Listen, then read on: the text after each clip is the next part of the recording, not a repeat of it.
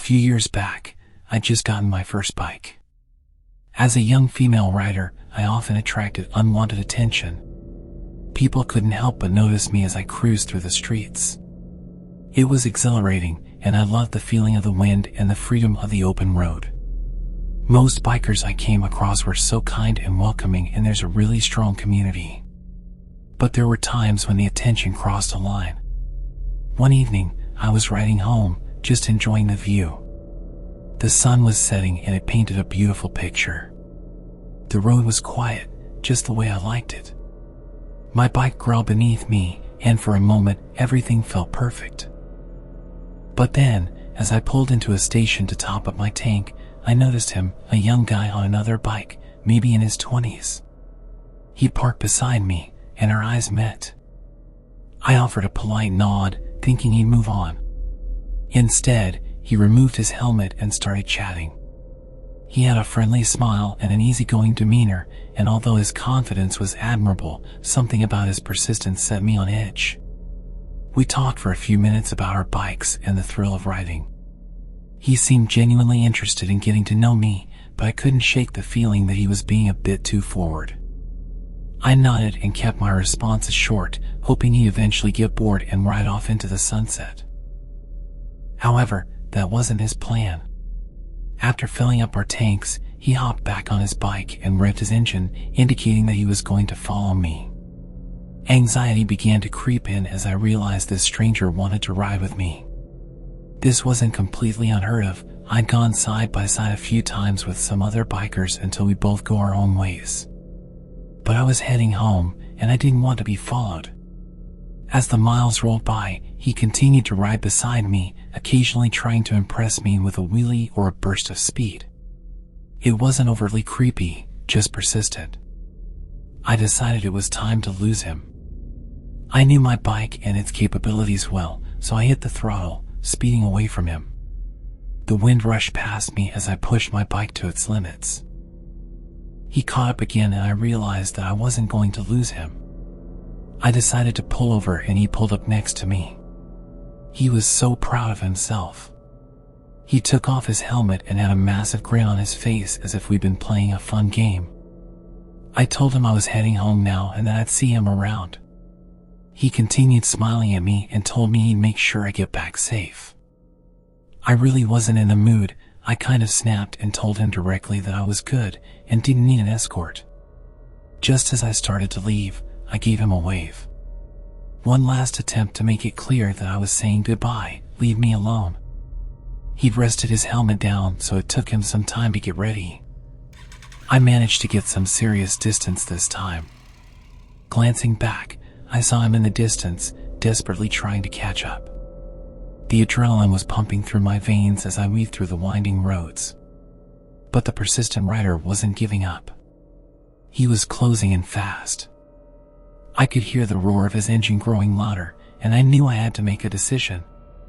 Ahead, the road took a sharp turn. I had to slow down to navigate it safely. That's when he saw his chance to overtake me. He revved his engine, racing forwards. But he misjudged the turn, and before I knew it, he slammed into the wall with a deafening crash. My heart pounded in my chest as I watched in shock. He flew over the barrier, disappearing into the darkness. Without hesitation, I screeched to a halt and rushed to the edge. I pulled out my flashlight and shined it into the water, desperately trying to spot him. It was almost pitch black, and I'd barely even seen how far he went. All I know is that I saw him fly straight ahead. He clearly landed in the river, but it was really wide, and visibility was minimal. I shouted for him, whilst pulling out my phone to call for help. The river was moving fast. He could have easily been miles downstream by the time help arrived. I stayed there for hours that night, searching for this stranger, desperately hoping that we'd find him. I had this awful feeling of guilt. One moment I was racing away from him, the next, I wanted nothing more than to see that he was alive. I still wrestle with the idea that it was my fault. I didn't even give him a chance to explain why he was going in this direction. They never did find his body. That river has claimed many lives over the years, and I feel like I contributed to it.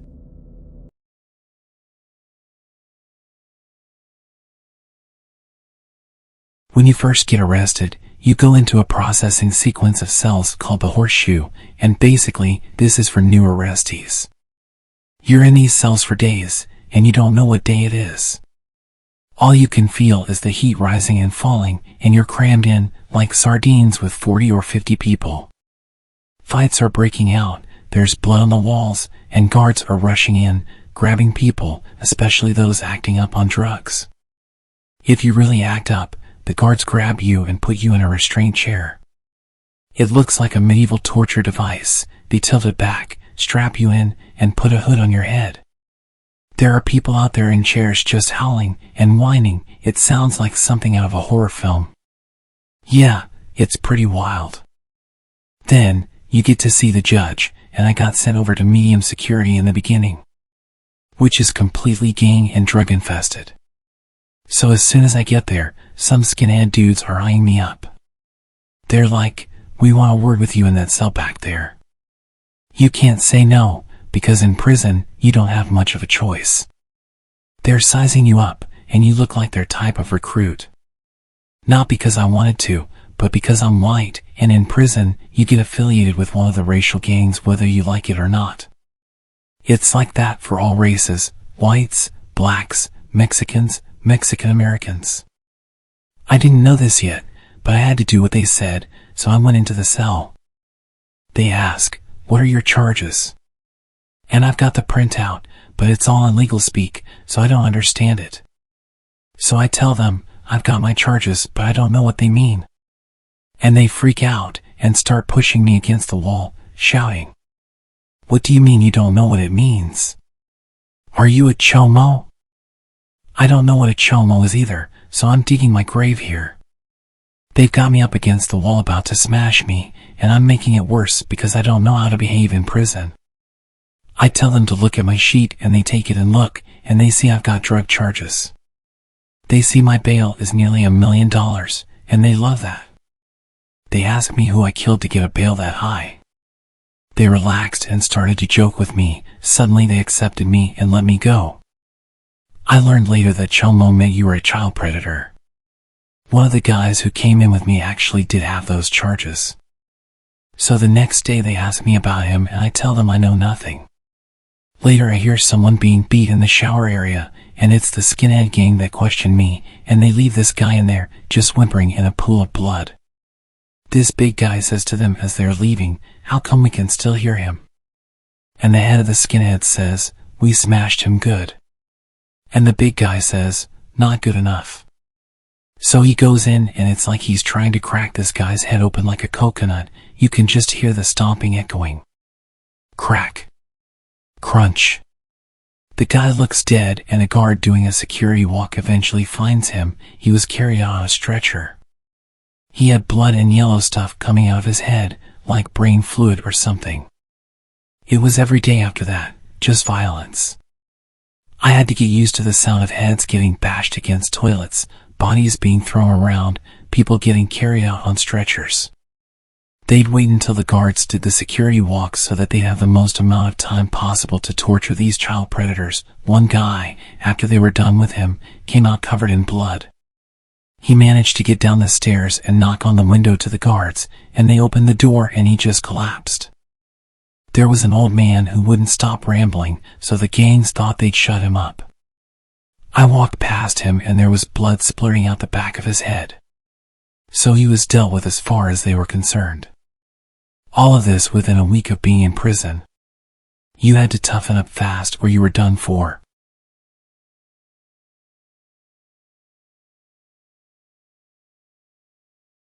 I have an unforgettable memory of when our school went into lockdown. I remember it perfectly. It was the end of 7th grade. It was a crisp Tuesday morning. We were in math class. This classroom had one entrance in the corner of the room and all the windows were on the opposite wall from that door. There were no windows facing the hallway. Our teacher, Mr. Anderson, was in the middle of explaining algebraic equations when the loudspeaker crackled to life. Principal Johnson's voice echoed through the classroom, ordering an immediate lockdown. The classroom plunged into darkness as Mr. Anderson snapped off the lights. Panic rippled through my classmates. We shuffled towards the corner, trying to remain quiet while some of us were getting emotional. We'd only practiced this once before, so we were quite disorganized, and our teacher had to keep quietly reminding us to hide in the corner behind our desks. My desk neighbor Sarah started crying and asking me what was happening. I shrugged and told her I wasn't sure. I remember my heart pounding against my ribcage. Minutes felt like hours. We huddled together, anxiously waiting for any information. The classroom windows were veiled with heavy curtains, so we couldn't see outside. Mr. Anderson maintained his composure, but I could sense his fear. It had been a while since we'd heard anything, and nobody had a phone back then, so we were completely in the dark. As our teacher approached the door to listen, a loud crash echoed through the corridor, causing everyone to freeze on the spot. The sudden deafening noise was followed by a series of sharp bangs, as if something were violently striking the classroom doors. Fear swept through us like wildfire, and my heart pounded in my chest. Our teacher's face went pale. Even in the dark I could see his face from the little bit of light that peeked through the side of the door. The banging on the doors continued, growing louder and more relentless with each passing moment. It was so intense that I could feel the walls vibrating each time. The intercom was painfully silent. Our imaginations ran wild, conjuring up all sorts of scenarios. Was there an intruder in the school? A dangerous criminal? A student going on a rampage? Out of nowhere there were screams from down the hallway. The screaming intensified as we could hear repeated banging on the doors and the sounds of windows being smashed. The sound was full of panic, and we couldn't fathom what was happening outside. Time stretched on, the banging or screaming showing no sign of stopping. The sound of heavy footsteps echoed through the corridor. I held my breath, and my eyes darted towards the classroom door. All I heard was a barrage of shouting men.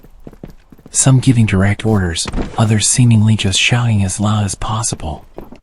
It was like a battle cry. Just a bunch of men roaring like animals.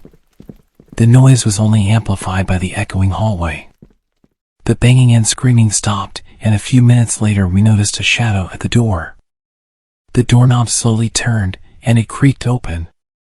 My pulse quickened as I braced for the worst. Shadows danced at the entrance, and we all stared wide-eyed at the intruder. But what stepped into our classroom wasn't a menacing figure, it was Mr. Thompson, the school's custodian. Relief washed over us as we realized we were safe. Mr. Thompson calmed us all down before explaining that a bear had wandered onto the school grounds. The culprit behind our traumatizing experience was a large frightened bear. It had let itself in through one of the doors to the yard and then panicked when it closed behind it. The staff were trying to open the door again and coach it out from the outside, but their attempts just pushed it deeper into the school and it started to panic. That's why it was attacking the doors and ended up causing so much chaos. As we exited the lockdown, our adrenaline was still pumping. But now it was mixed with an overwhelming feeling of relief. That visit from a bear was something we'd remember for the rest of our lives.